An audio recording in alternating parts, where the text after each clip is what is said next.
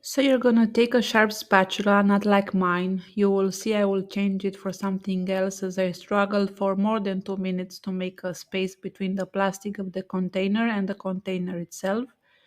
The struggle was real.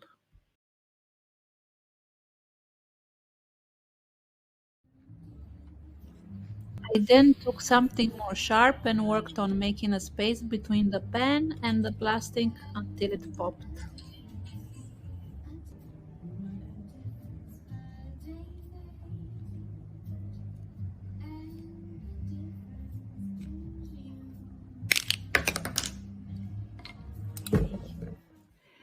Holding with care the plastic cover with a tweezer, I used the lighter to make a hole until I could see the light of the end of the tunnel. No, just the metal part. With care, I pushed the pan with the spatula until it separated from the plastic cover.